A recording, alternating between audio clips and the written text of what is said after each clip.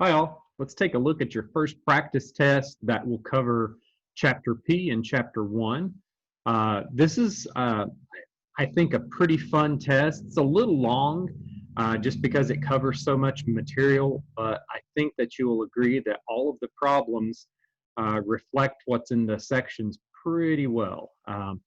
First up, we are trying to simplify an expression with exponents.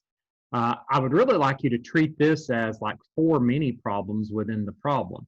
First up, you'd say, well, I know how to reduce down a fraction. I can just say negative 4 over 32 is going to reduce down by a factor of 4. 4 goes into negative 4 negative 1 time, into 32 8 times.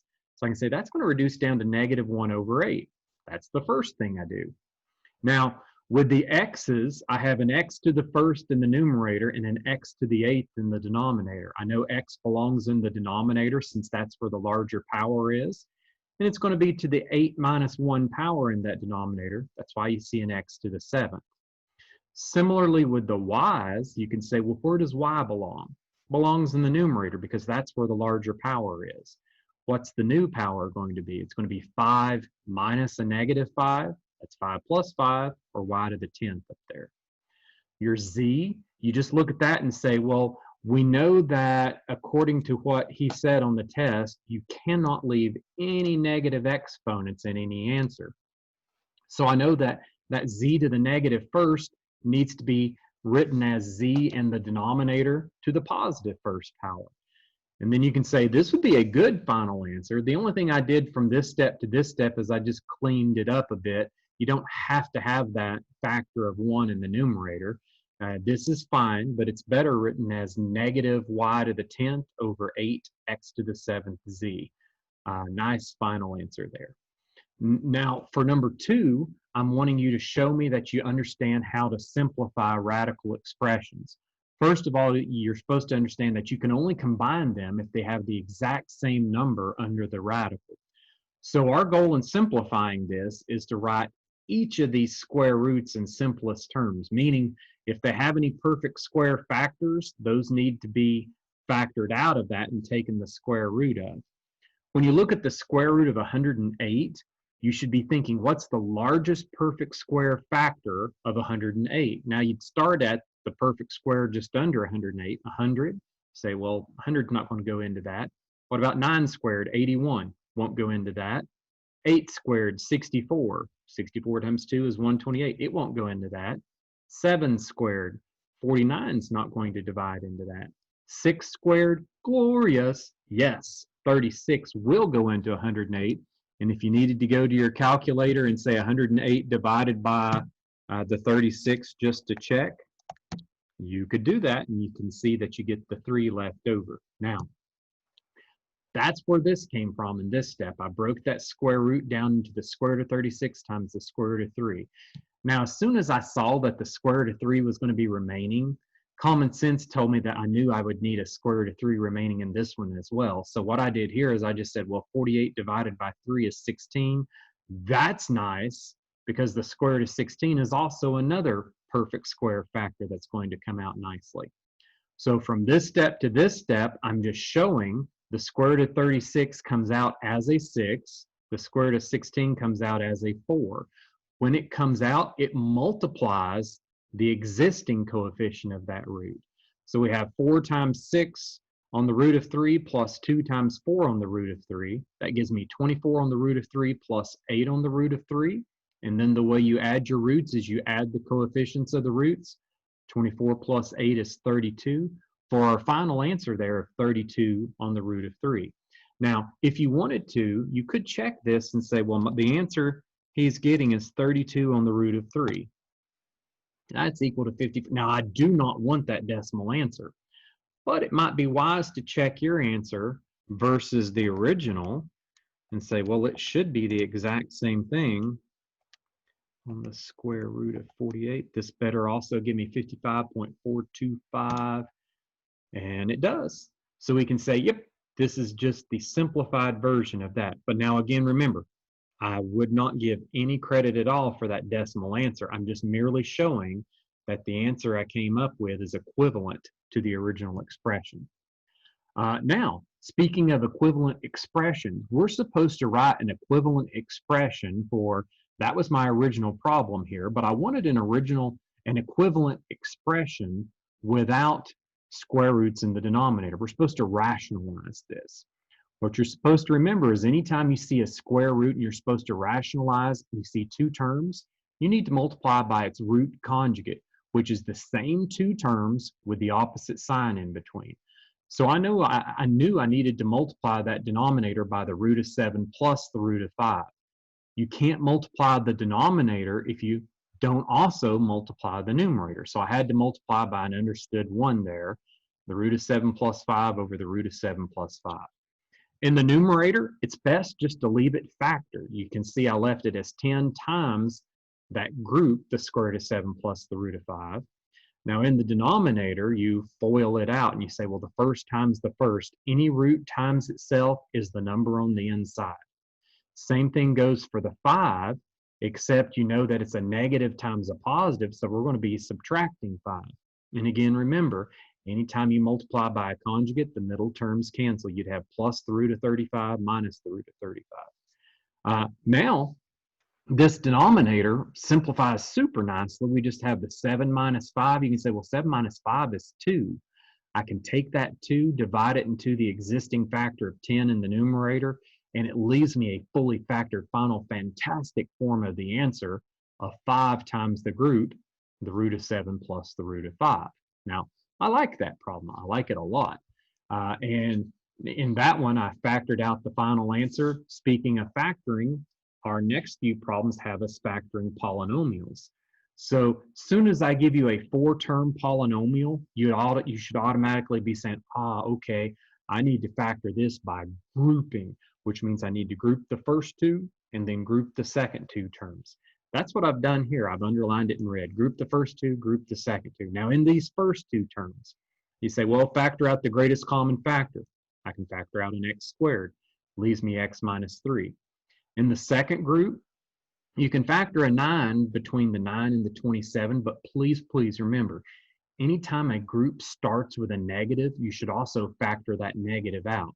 So I'm going to factor a negative 9 out of that expression. It's going to leave me with a positive x and a negative 3. 27 divided by negative 9 is minus 3. And now you can see when I factored out my greatest common factors in each of the groups, what's left over is the same. So you say, okay, now the common factor x minus 3 is in the first term and in the second term. I can factor that group x minus 3 out. When I do, look at what you're left with, x squared minus 9. But you know that the factor that you're left with is further factorable because it's a difference of 2 squares. You say, okay, x squared minus 9, that would be x plus 3, x minus 3. I wrote it as x minus 3, x plus 3 to show that the two x minus 3's are multiplying each other.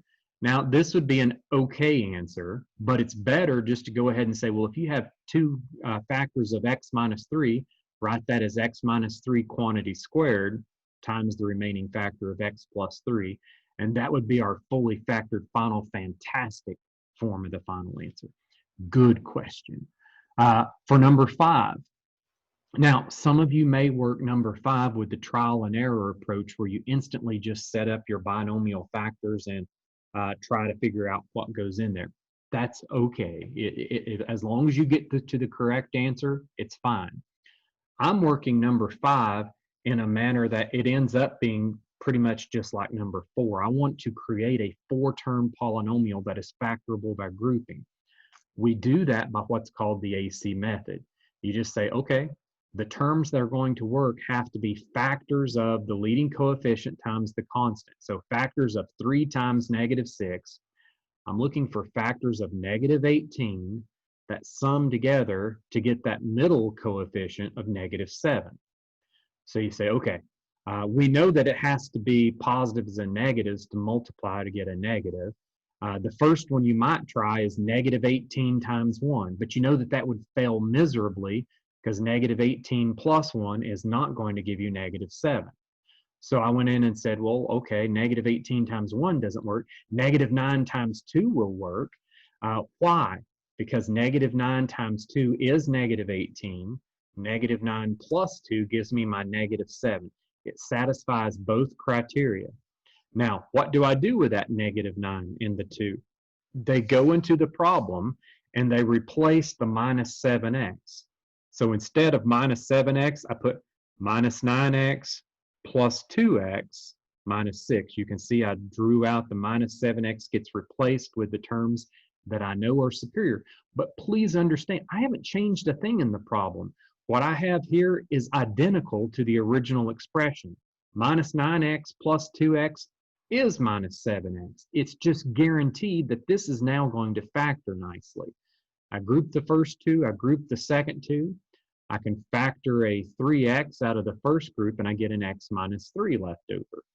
I factor a 2 out of the second group and I get an x minus 3 left over. So just like in the last problem, the common factor between these two is the common group of x minus 3. But unlike the last problem, what you're left with after you factor that out is 3x plus 2, which is not further factorable. So we just have final solution, done.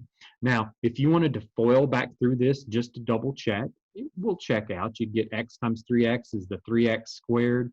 You would get plus 2x minus 9x for the total of minus 7x.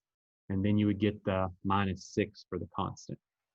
Now, probably my favorite problem on the test is number 6. As you can see, it's not a long problem, but so many students mess up on this, and it's really frustrating. Whenever you're taking the greatest common factor, you're supposed to remember, as far as variables is concerned, it is always the lower power of the variable. So you'd say, well, which is the lower power of x here? X to the negative 1/2 or x to the negative 3/2? There's no question. X to the negative 3/2 is lower because it's a more negative number. It's further to the left on a number line. So I will factor out the x to the negative 3/2. As far as the constants, the greatest common factor between 6 and 12, well, they both have a factor of 6. So the second term actually ends up being the term that I factor out for my greatest common factor. So I can say both of these two terms have a common factor of 6x to the negative 3/2.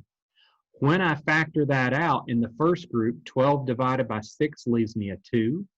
And I know when I take the x to the negative 1/2 divided by x to the negative 3/2, I get an x to the first left over because this is one full power of x greater than the power of x on this term. So I can say I'm left with 2x for the first term. When you factor 6x to the negative 3/2 out of itself, you're left with a 1. A lot of students make a mistake and just say, hey, it cancels out, so I don't need to put anything there. You have to put a 1 there because remember, you need to be able to distribute back through and get back what you had here. This term times this term gives you the 12x to the negative 1/2. 6x to the negative 3/2 times 1 gives you back the second term. So now I know what I have is equivalent to what I had. It's just in factored form. But now for the final answer of the factored form, again, remember in the instructions, I will have no negative exponents in your final answer. So you say, well, okay, since I can't have the negative exponents, that x to the negative 3/2 has to go. It goes down to the denominator and becomes x to the positive 3/2. And it is superior if you leave the numerator factored. Please don't think you're having a better answer if you distribute the 6 through and get 12x plus 6. Now your answer is no longer factored. This is a superior, fully factored final form of the fantastic answer. For number 7 here, you're supposed to add rational functions. And you say, okay, I know in order to add any fraction, I have to have a common denominator. That needs to be goal 1 in this problem. So I look at these two denominators, I need to factor them. The first one, factors of negative 2 that sum to get to positive 1. I can say, well, that's a positive 2 and a negative 1. Factors to be x plus 2, x minus 1. My second one is just difference of two squares, x plus 1, x minus 1. Now, before I proceeded with the problem, I looked at the instructions where it said also state any values of x that would cause this problem to not exist. So state the restricted values. That's any value that causes the denominator to be 0. So you can just look at each of these, and it's really easy to decide. You can say, well, I know in this first one, my denominator would be 0 if x is equal to -2. This one, this denominator would be 0 if x would equal +1. 1 minus 1 is 0. So I have -2, +1. This factor right here would give me a 0 in the denominator if x is -1. So from these three factors, I can see x cannot equal -2, it cannot equal 1, it cannot equal -1. I went ahead and listed those in order from low to high. The restricted values of x are -2, -1, and 1.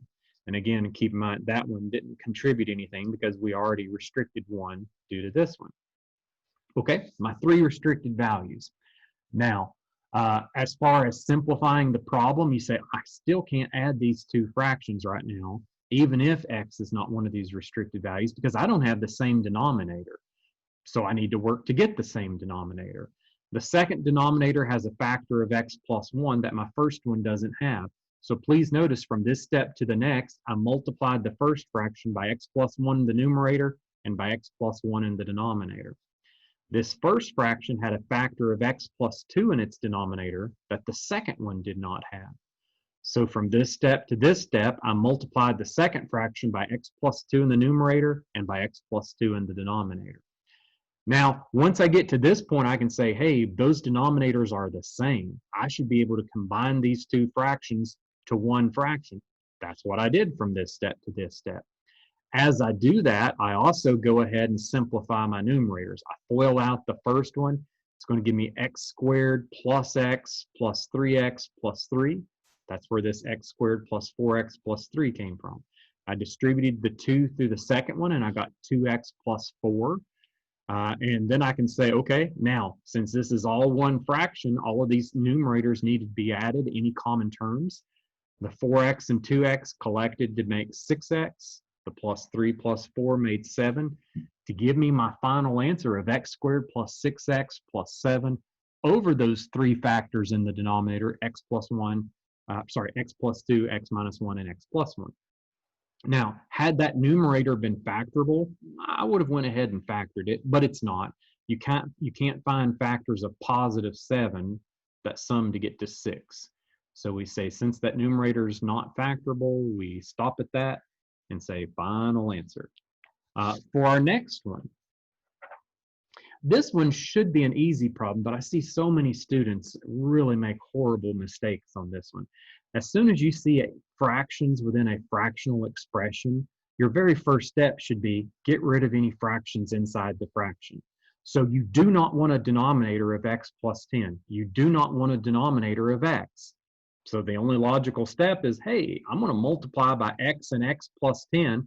I can't just multiply the numerator of this fraction by that, because that would change the value of the fraction. I'll also have to multiply by these terms in the denominator of the expression.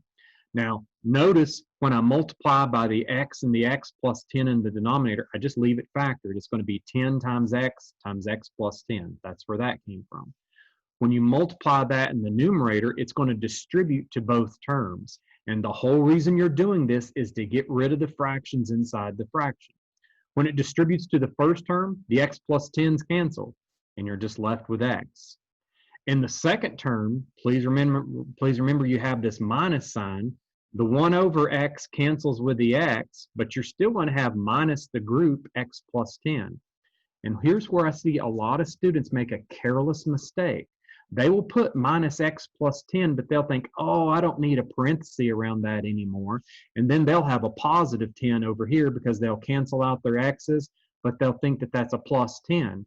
Whenever you're multiplying this 1 over x times this group, yes, the x cancels, but then you're subtracting out the entire group of x plus 10. So that means x minus x cancels, but then you're left with a minus 10 in that numerator.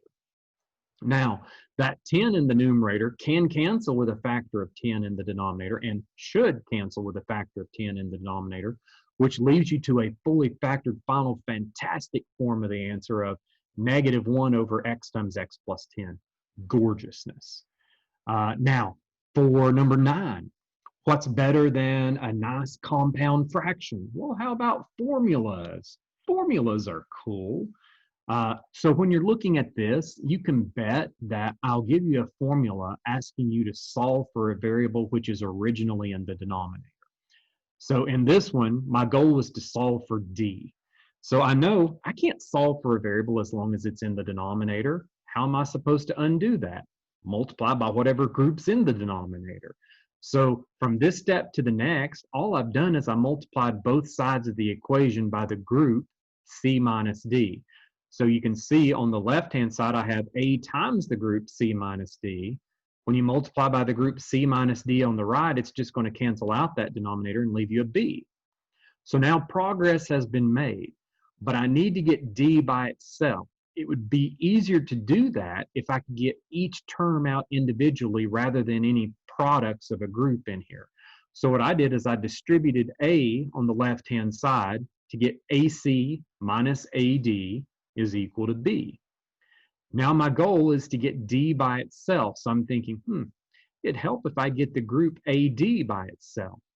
From this step to the next, I added AD to both sides and subtracted B from both sides. So I get AC minus B is going to equal a positive AD.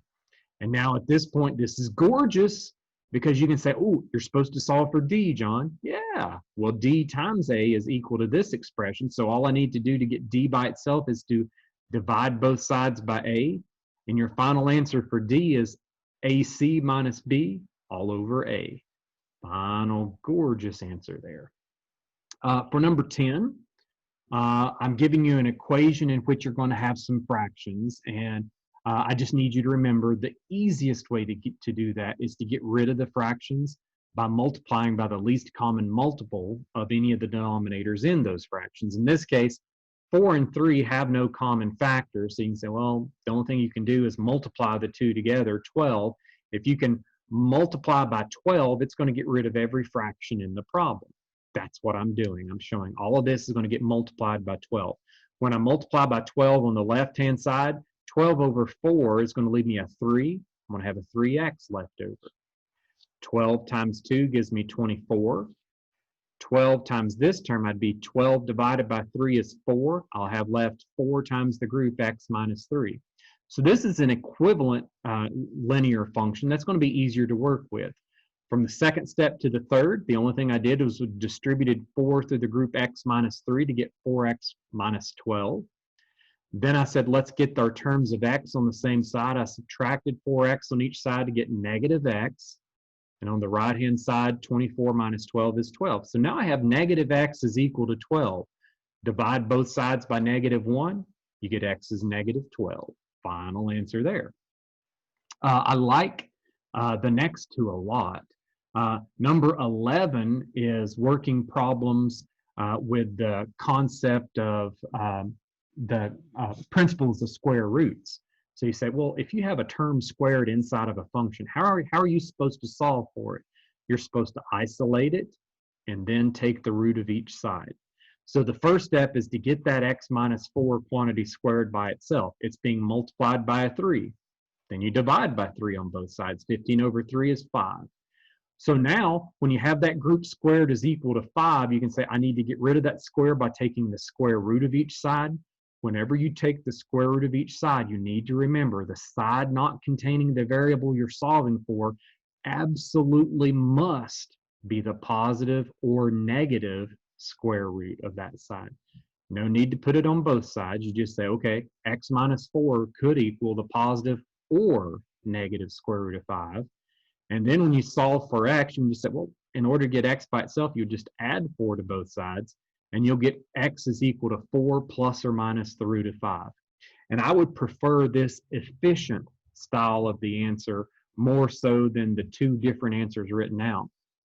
So you could write this as 4 plus the root of 5, and then comma, 4 minus the root of 5 to show that there's two solutions. I want you to automatically understand there's already two solutions, and this is just the more efficient way to write them both. Now for the next one.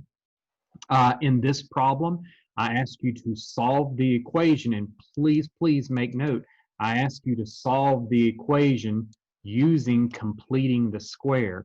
I don't want any wussy quadratic formula solutions on this. So this is one of those problems I will be looking at how you solve the equation, not just your final answer, because you need to be comfortable with the method of completing the square if you're going to advance to the calculus series.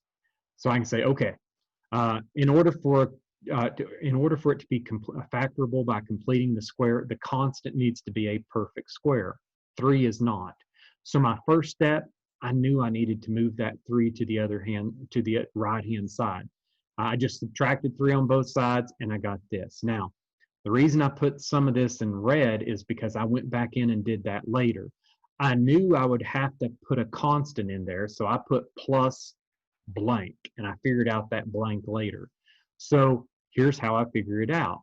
In order to determine the constant you need in your perfect square trinomial, every single solitary time, it's the coefficient of x squared. So you'd say, well, all right, coefficient of x divided by 2 squared, I should say. So -8 over 2, that'd be -4. -4 squared is a positive 16. I need to add 16 on that left-hand side. You can't add 16 on the left unless you also add 16 on the right. Now, this equation is set up now to be factored by completing the square method. The left-hand side, the whole reason I put it as that trinomial is because I know it's equal to a binomial squared. That binomial is always the square root of the first term. You keep this sign, and then it's half the coefficient of x. So x minus 4 quantity squared. If you had any doubt, you could take x minus 4 times x minus 4 and FOIL it out. You will get back that trinomial. This trinomial is equal to this expression. Now, on the right-hand side, -3 plus 16 gives me 13. I need to solve for x at this point, though. So I take the square root of both sides, and just like in the previous problem, you'll say, well, take the square root of the left-hand side, the right-hand side, you'll need plus minus the root of 13. And then in order to solve for x, you just say, well, add 4 to both sides. Your final answer is going to be x is equal to 4 plus or minus the root of 13 for our nice completing the square answer. For 13 here, we have the absolute value inequality. Every single solitary time you have an absolute value inequality, you're going to say, well, hey, if the number inside the absolute value is already positive, then the absolute value does nothing, and you just know that the number on the inside needs to be greater than or equal to 15 if the absolute value has to be greater than or equal to 15. Well, what if the number on the inside is negative? Then the absolute value would change its sign. And so the only way that's going to make the original statement be true is if what's inside the absolute value is less than or equal to the negative of what was on the other side. This method is always going to work. You keep the sign of the other side, you keep the direction of the inequality. If you change the sign of the other side, you change the direction of the inequality. Now, you can think of it as, hey, he's not changing the direction, it's the same direction both ways. With respect to the 2x minus 1, it's the opposite direction. Here, 2x minus 1 is greater than or equal to. Here, 2x minus 1 is less than or equal to the negative of 15. Now, both of these statements are going to be valid. I need to solve for x to see what terms it can equal. I'll add 1 to all 3 components of this inequality statement. -15 plus 1 is -14. 15 plus 1 is 16. Now I just have 2x in the middle. I'll divide by 2 in all 3 components. -14 over 2 is -7. 16 over 2 gives me 8. So now this tells me x could be greater than or equal to 8, excuse me, or it could be less than or equal to -7. Now, you might test some points in here just to make sure it makes sense to you. Could x equal -7 here? We know it should, according to our answer. If you plugged a -7 in, you would get 2 times -7 is -14. -14 minus 1 would be -15. But the absolute value of -15 would be 15. which makes this statement true. 15 is equal to 15. And so x can be -7 or any number to the left of -7, because that's going to give you a number larger than 15 inside of that. What about x can be greater than or equal to 8? Well, clearly, if you plugged an 8 into that, you get 2 times 8 is 16, minus 1 is 15. Absolute value of 15 is 15, and that would equal 15.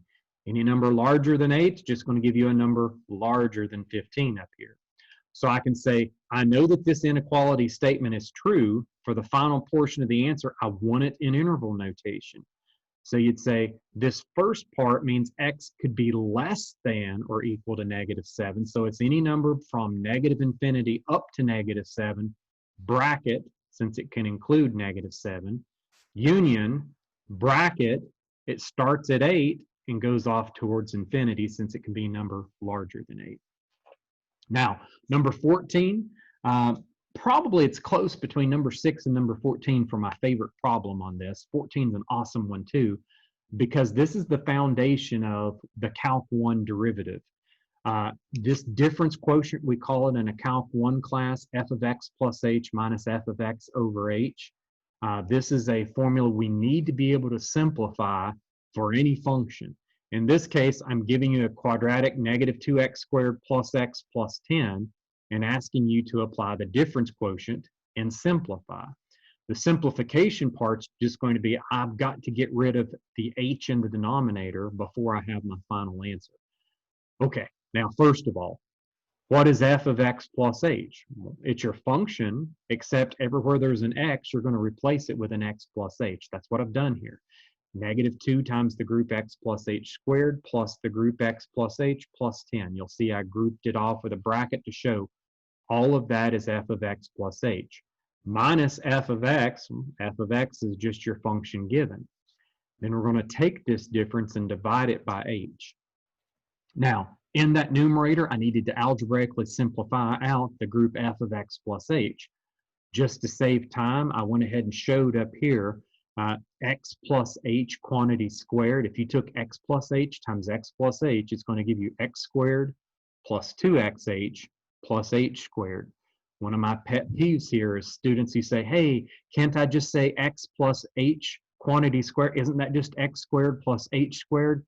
That is a horrendous algebra error. Please remember, every binomial squared is always a trinomial. So in this case, x plus h squared, those three terms right there. Now, I need to distribute a -2 throughout those three terms. So I get -2x squared minus 4xh minus 2h squared. Then I have my plus x plus h plus 10.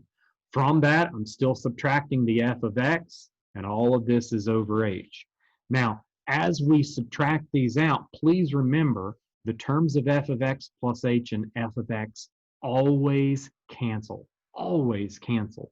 So I know the -2x squared minus the -2x squared cancels out. The plus x here minus a plus x here cancels. 10 minus 10 cancels. Those terms always cancel. They will never combine. You're not going to ever have like a, well, could I have a 10 and a 10 and you have a 20 down here? It's not going to happen. They always cancel. So you say, okay, those terms always cancel. What else can I know? Any terms that don't cancel, I guarantee you they have a factor of h in them. So I'm so confident in that. In this next step, I went ahead and factored an h out from the very beginning and said, I know that any remaining term is going to have a factor of h. Now go and find the remaining first term. If you factor out an h, it's going to be a minus 4x. Second term, if you factor out an h, it'll be a minus 2h. The next and only other term that doesn't cancel out is the h. If you factor an h out of an h, you're left with a plus 1. Now I have h times this three-term expression divided by h. This is the part in the problem where you just say, well, h divided by h, we can eliminate, and then that leaves us with that three-term expression left over for our final answer for that difference quotient. And again, this is the foundation, gorgeous foundation of the derivative in Calc 1. Important stuff. For the next problem here, pretty quick and easy one. I ask you to find the equation of a line And if it would go in slope-intercept form containing these 2 points. But then you look at this one real quickly and just say, hey, he's given me 2 points that have the exact same x value. So think about that. If I say plot x equals 3, 7, but the ordered pair 3, 7, and then the ordered pair 3, 2, you'd say, well, those would be on a vertical line. The equation of any vertical line is x equals, and in this case, it's going to be x equals 3. Now, I went ahead and showed if we were trying to find the slope, you'd say, well, the slope is just the change in y over the change in x. Your change in y, I said y2 minus y1 over x2 minus x1. So 7 minus 2 gives me a 5, but 3 minus 3 gives me a 0 in the denominator. We know that any number divided by 0 is undefined. Well, you should also know, hey, the equation of any vertical line has an undefined slope. Horizontal lines have a 0 slope. So you'd say, all right, undefined slope means it's going to be a vertical line, and vertical lines always have the equation x equals. This is just going to be the equation x equals 3. So final answer there, that's all we can do. Now, the other one, number 16 here, gets a little bit more traditional in that we can actually find the equation of the line in slope-intercept form. I give you the ordered pair, -3, 6, and I say I want a line that goes through that ordered pair that is perpendicular, and this is the notation for perpendicular. It looks like an upside-down capital T. So I want a line through this point perpendicular to the equation y equals -1/3 x plus 4. So you can say, well, the slope of the line that I need has to have the negative reciprocal slope of -1/3. So you'd say, well, then it's +3/1. It's just a slope of 3. And through that point, now I use the point slope formula. Keep in mind, you need to know that formula in order to get this problem correct. So y minus y1 is equal to m times x minus x1. And I can say, well, all right, what's y1 here? y1 is 6. Your m is 3. Your x1 is a -3. You can see I went ahead and just put +3 there for minus a -3. Now, after that, I just distributed the 3 to get the 3x plus 9. Then I added 6 to both sides. 9 plus 6 is my 15 to get to my final answer of y is equal to 3x plus 15 there. Now, the next problem, I give you a physics application word problem, not too much of a word problem really, because I give you the function that's representing the vertical position of, I think it was a particle or a rock at any time t. And then part A, I'm asking for the average rate of change, or I think I said the average velocity from 0 to 2. If I go to, yeah, here we go. Find the ball's average velocity between the time it was thrown and 2 seconds later, and then find the ball's average velocity between 2 and 4 seconds after it was thrown. Okay, so in this case, all I need to do, I know the average velocity, it's nothing more than an average rate of change. In this case, it's the average rate of change of position over time. So since I needed to know the original position, the position at 2 seconds, and the position at 4 seconds, that's the very first thing I did in this problem. I plugged in S of 0, and for that, you just say, well, you know, S of 0 is just the original height of 30, because you don't have anything to plug in here. S of 2, I plugged a 2 in for these, and I figured out using my calculator that the position at 2 is 50.4 meters in the air. The position at 4 seconds, I plugged a 4 into this equation, and I got 31.6 meters high. So I know it's coming back down by the time it gets to 4 seconds, because it's almost back to the original height of 30. Now, the average rate of change from 0 to 2, you can just say, well, that's the ending position minus the beginning position over the ending time minus the beginning time. Over this time period of 0 to 2 seconds, your ending position is the position at 2 seconds. So it's S of 2 minus S of 0 divided by 2 minus 0.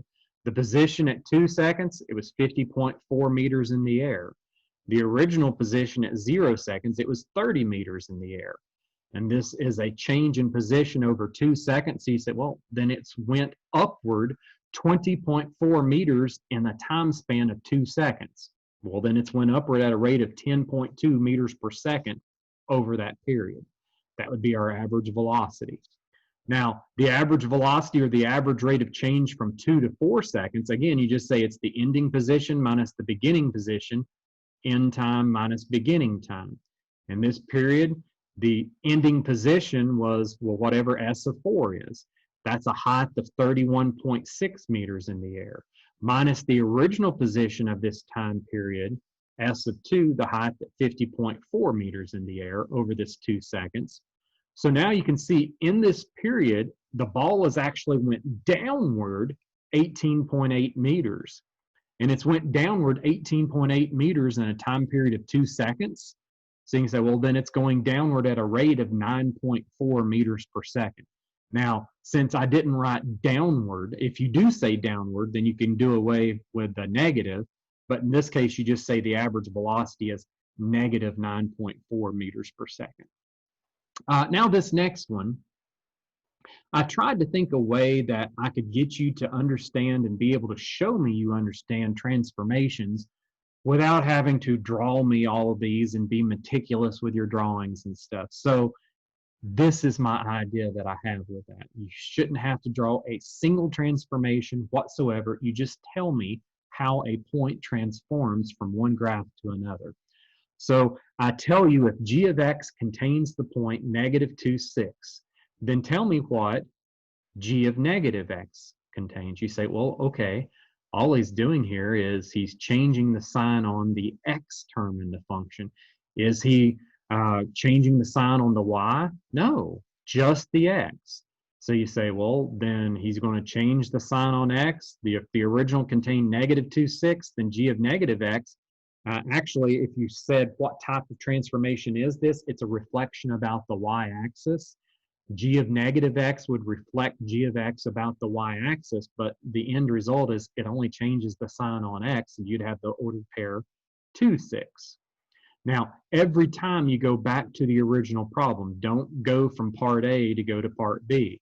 So if the original contains the ordered pair negative 2, 6, what does negative g of x contain? And this one, I'm wanting you to say, okay, he's not changing the x at all. But what's he doing? If g of x was positive, now it's going to be negative. If it was negative, now it's going to be positive. That's changing the y values in the function. So you just say, well, then negative g of x, it's not going to change the x component at all, but it's going to take the negative of the y component. Now, this is our horizontal and vertical shifts here. What would g of x plus 7 minus 3 contain?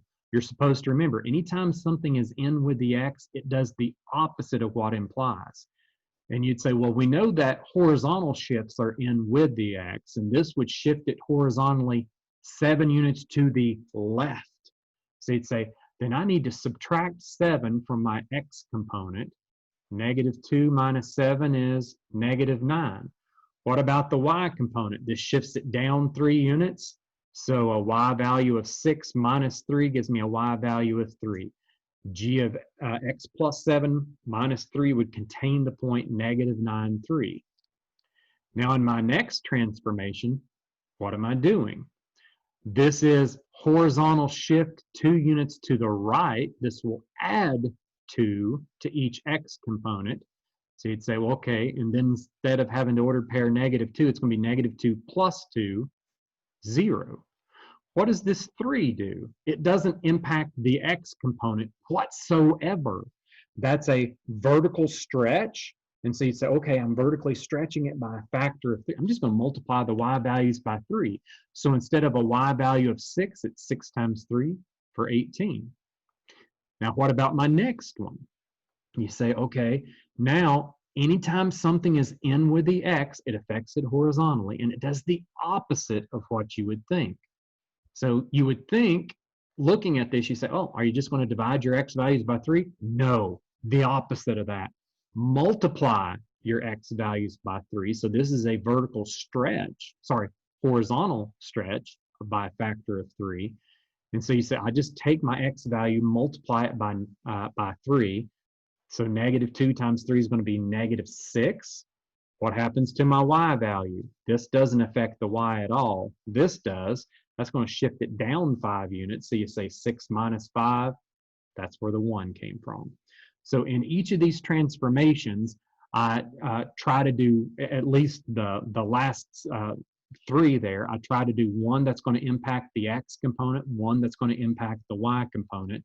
The first 2, you just have one impacting the x, one impacting the y. Now, for number 19, you're looking at your circle equation. And I ask you to tell me the equation of a circle that's going to have points on its diameter of negative 5, negative 10, and 11, 20. So you can say, well, okay, in order to do that, I need to know the center of the radius. The center of the radius would be the same thing as the midpoint of the line segment containing these 2 points. So I use my midpoint formula where you just say, well, all you got to do is you got to take the average of the x values and the average of the y values. The average of the x values is going to be negative 5 plus 11 over 2. The average of the y values is going to be negative 10 plus 20 over 2. Negative 5 plus 11, that gives me 6 over 2, simplifies to 3. Negative 10 plus 20 gives me 10 over 2, which simplifies to be 5. So now at this point, I already know the equation circle is going to be x minus 3 quantity squared plus y minus 5 quantity squared is equal to r squared, but I don't know r yet. Well, r is the distance from the center of this circle to either of the points on the circle. I used the second point. Doesn't matter. You could have used either one. I used the distance formula too. R is going to equal the square root of the change in the x values, 11 minus 3 quantity squared, plus the change in the y value squared, 20 minus 5 quantity squared.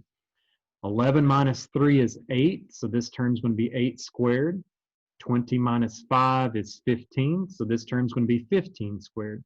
8 squared is 64, 15 squared is 225. 64 plus 225 will give you 289 in there. Makes for a nice problem. Square root of 289 is just 17. So I actually found the radius here. Didn't really have to. All I needed to know is that r is the square root of 289, because for my formula, I need an r squared anyway. So r squared is going to be 289. And so now I can come down here to my circle equation and just say the formula is always x minus h quantity squared plus y minus k squared is equal to r squared. In this case, that's going to be x minus 3 squared plus y minus 5 squared is equal to r squared, which is your 289.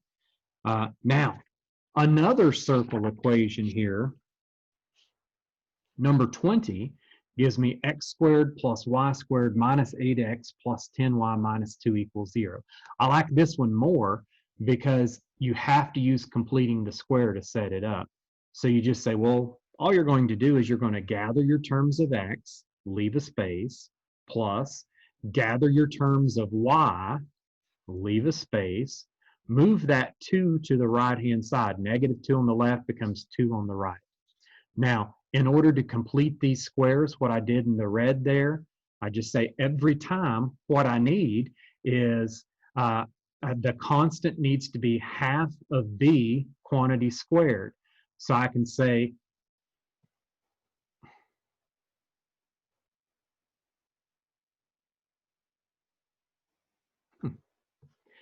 say here, the negative 8 over 2, I square that, and I can say